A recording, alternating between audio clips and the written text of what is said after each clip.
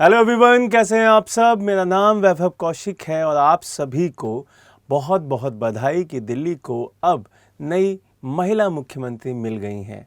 अब ये महिला मुख्यमंत्री कौन है, ये कौन से नंबर की हैं, किस पार्टी से आती हैं और ये दिल्ली में क्या क्या वादे करके आई हैं, ये सब कुछ हम बढ़िया से पढ़ेंगे। उसके साथ साथ ये भी पढ़ेंगे कि भाई दिल्ली का क्या इतिहास रहा है, दिल्ली में जो एनसीआर की कॉन्सेप्ट है वो क्या है और जो दिल्ली में एनसीटी की कॉन्सेप्ट है वो क्या है। चलिए अब स्टार्ट करते हैं। सबसे पहले हम ये देखेंगे कि आज की न्यूज़ क्या है। न्यूज़ ये है कि दिल्ली को एक नई महिला मुख्यमंत्री मिल गई हैं और वो कौन है, वो हैं रेखा गुप्ता जी। तो हम सब की तरफ से सबसे पहले तो इनको बहुत बहुत बधाई, इनकी पार्टी को बहुत बहुत बधाई। आप दिल्ली के लिए बहुत बढ़िया काम करें, हमारी तरफ से यही अब इच्छा है।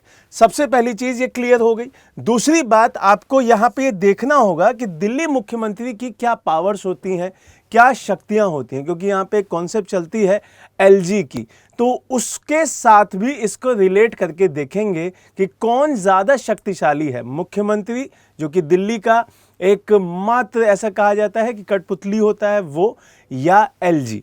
क्लियर है। दूसरी चीज़ कि भाई ये दिल्ली का इतिहास देखेंगे और एनसीआर और एनसीटी में अंतर देखेंगे। चलिए अब यहाँ पे आपको चेहरा पता चल ही गया है किसका है ये है रेखा गुप्ता जी का, और इनका संबंध दिखाई देता है बीजेपी के साथ, भारतीय जनता पार्टी के साथ।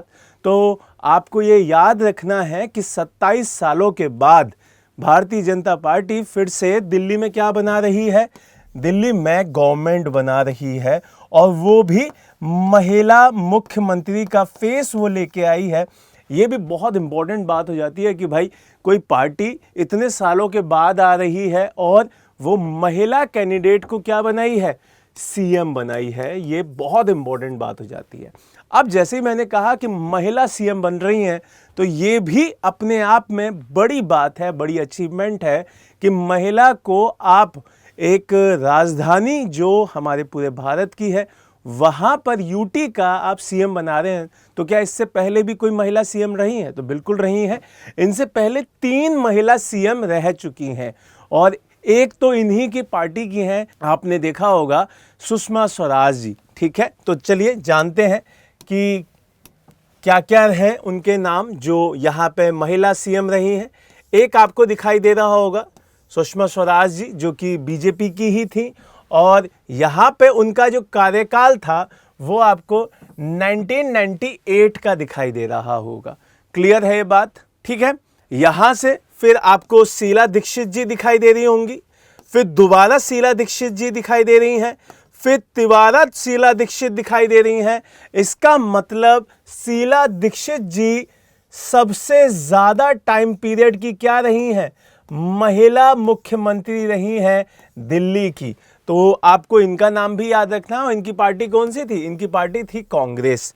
उसके बाद अभी हाल फिलहाल में आप पार्टी की आतिशी को क्या बनाया गया था, सीएम बनाया गया था। जब केजरीवाल जी को जेल हो गई थी उस टाइम पीरियड पे आतिशी जी को क्या बनाया गया था, दिल्ली का सीएम बनाया गया था। तो ये 3rd सीएम थी जो कि महिला आपको दिखाई देती हैं। उसके बाद अब 4थी महिला सीएम हुई हैं कौन, रेखा गुप्ता जी, जो कि दोबारा से बीजेपी की हैं। तो ये बीजेपी की 2nd सीएम है जो कि महिला हैं, और इससे पहले आपको सुषमा स्वराज जी दिखाई देती हैं जिनका कार्यकाल 1998 में था।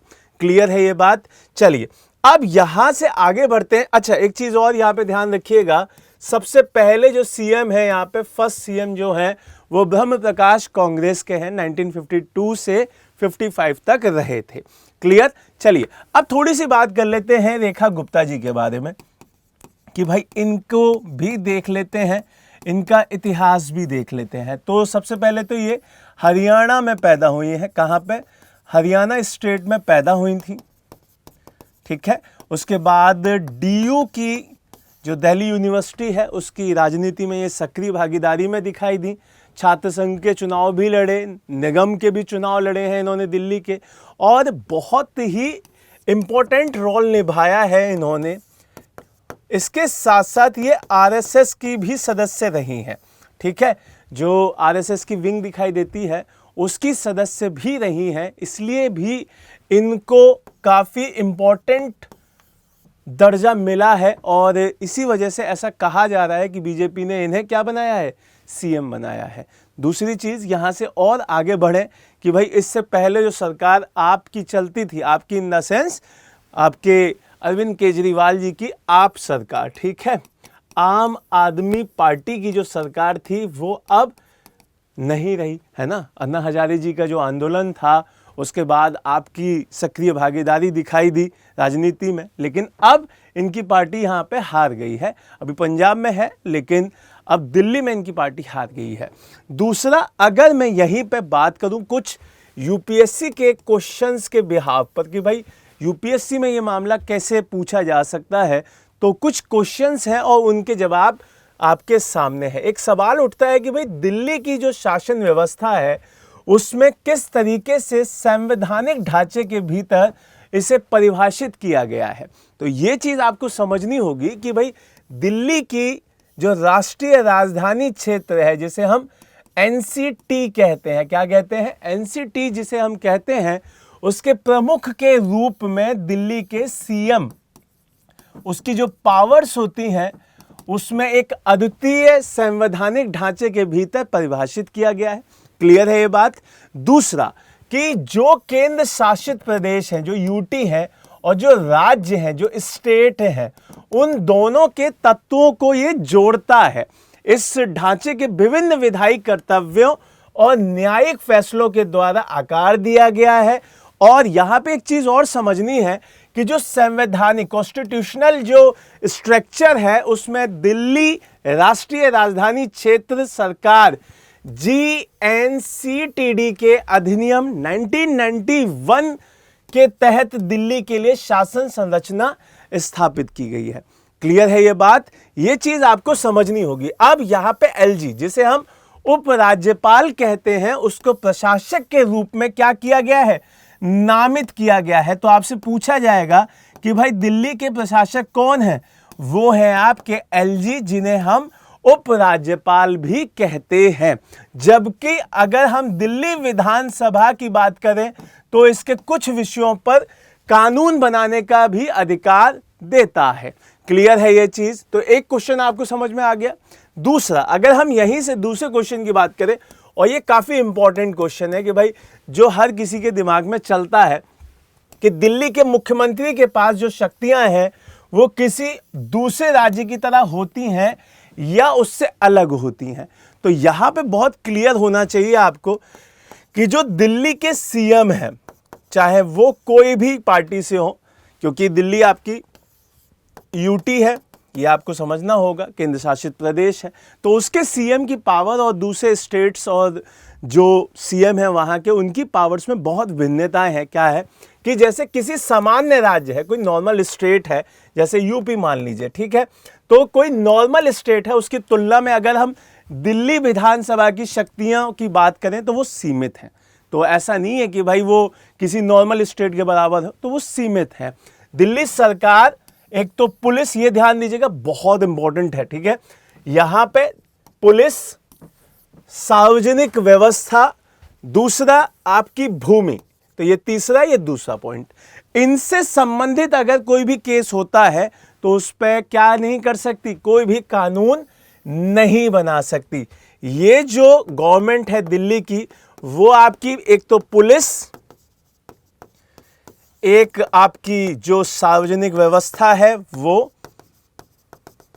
और तीसरी जो भूमि दिखाई दे रही है, अगर इन तीनों के कोई केसेस हैं तो यहां पे दिल्ली गवर्नमेंट उस पर क्या नहीं बना सकती, कोई कानून नहीं बना सकती। बट यूपी की गवर्नमेंट इन तीनों पे कानून बना सकती है। उसके अलावा भी अगर कोई काम है तो आपके कानून इस पे बन सकते हैं।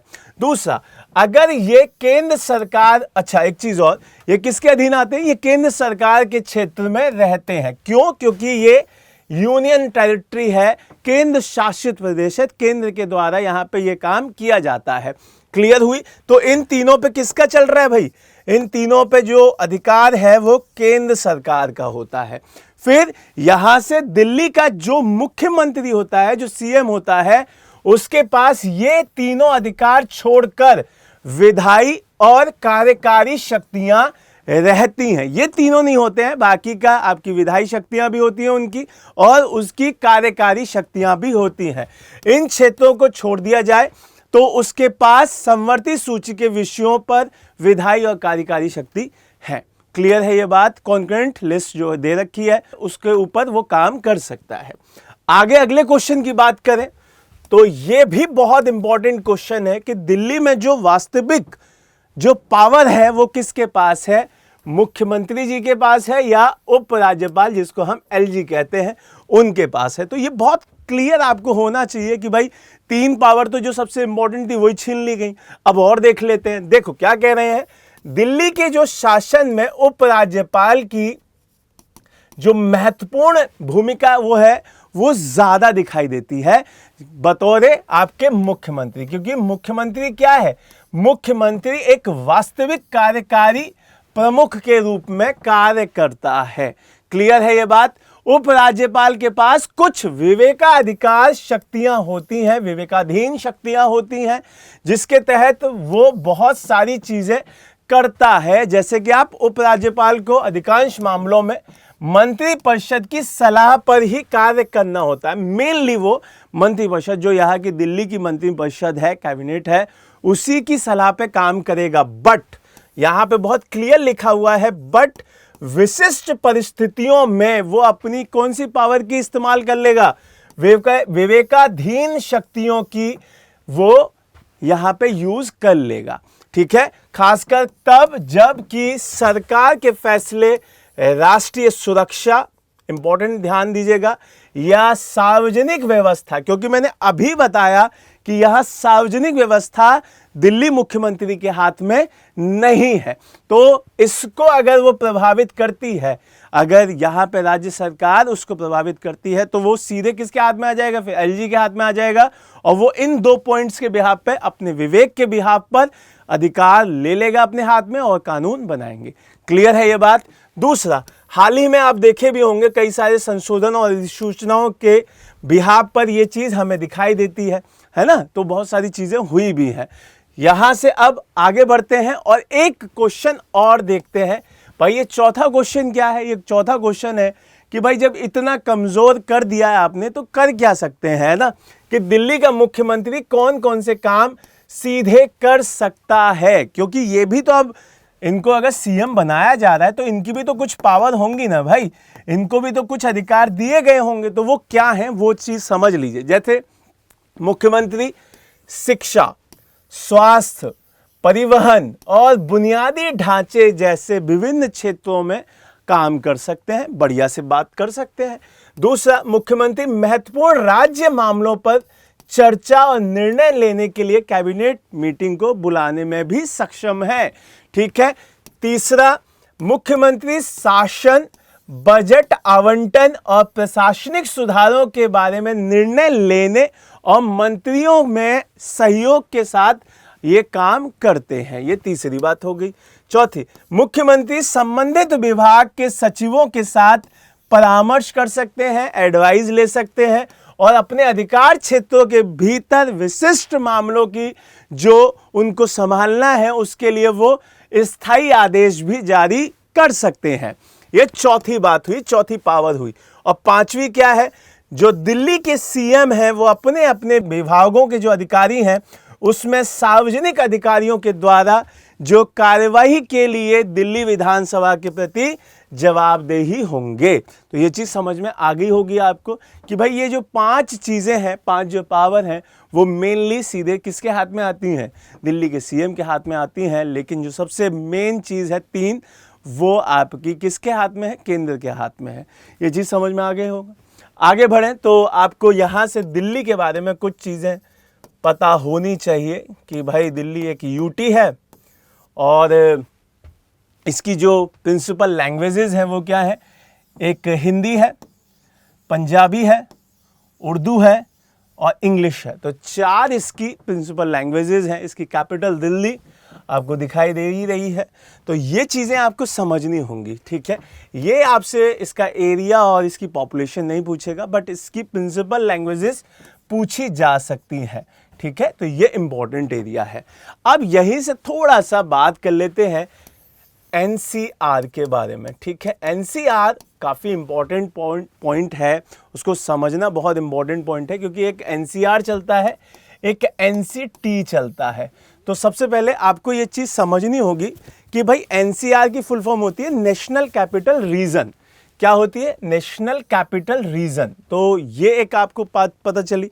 दूसरा, आपको अगर एनसीटी की बात करें तो राष्ट्रीय राजधानी टेरिटरी जो होता है, उसकी जो राज्य क्षेत्र है उसकी बात करते हैं, ठीक।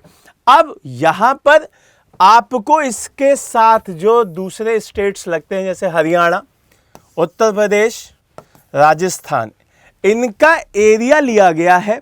इस एरिया को मिला के एनसीआर बनाया गया है। समझ में आ रहा है आपको? तो एनसीआर की जो स्थापना है वो 1985 में है, ठीक है। और जो एनसीटी है, जो आपका एनसीटी दिखाई देता है, उसकी स्थापना 1991 में है। और ये आपको ध्यान रखना है कि भाई बहुत इंपॉर्टेंट है। एक संशोधन किया गया था, 69th अमेंडमेंट, उसके तहत बनाया गया था एनसीटी। एनसीआर आपको पता चल गया 1985 में था। अब इसमें देखो हरियाणा के कौन कौन से एरिया लिए गए, ये पूछा जाता है भाई, ये बहुत ध्यान रखिएगा। ये हरियाणा का फरीदाबाद, गुरुग्राम, नोह, रोहतक, सोनीपत, रेवाड़ी, झज्जर, पानीपत, पलवल, भिवानी, चरखी दादरी, महेंद्रगढ़, जींद, करनाल, इस एरिया को रखा गया। आपको एक और चीज बता दूं, मैंने अभी बताया था ना कि रेखा जी हरियाणा में पैदा हुई हैं। तो रेखा जी का जो जन्म स्थल है वो जींद का ही है, हरियाणा के जींद में ही वो पैदा हुई थी, ठीक है। उत्तर प्रदेश में अगर आए हम तो मेरठ, गाजियाबाद, गौतम बुद्ध नगर, बुलंदशहर, हापुड़, बागपत, शामली और मुजफ्फरनगर। अब तो अलीगढ़ की भी बात की जा रही है कि भाई अलीगढ़ को भी शामिल किया जाएगा। तो राजस्थान में आए तो यहाँ पे सिर्फ 2 हैं, अलवर और भरतपुर। तो ये चीज़ आपको ध्यान देनी होगी कि भाई कौन कौन से एरिया यहाँ पे आते हैं। तो आपको राज्य तो पता चली गए, हरियाणा, राजस्थान और यूपी, क्योंकि यही अपनी सीमा को साझा करते हैं और यहाँ से टच किए हुए हैं। क्लियर? तो ये पूरी न्यूज़ बहुत इंपॉर्टेंट तो हो ही जाती है, क्योंकि दिल्ली बहुत इंपॉर्टेंट एरिया है पूरे भारत के लिए। तो हम सब की तरफ से, संस्कृति परिवार की तरफ से रेखा गुप्ता जी को बहुत बहुत बधाएं, और बहुत शानदार काम करें, वो बहुत ही उज्जवल भविष्य दें यहाँ के बच्चों को, और एक बढ़िया काम करके दिखाएं। आप सभी को, हम सभी की तरफ से बहुत बहुत बधाई, बीजेपी की पूरी टीम को बधाई। जय हिंद, जय भारत।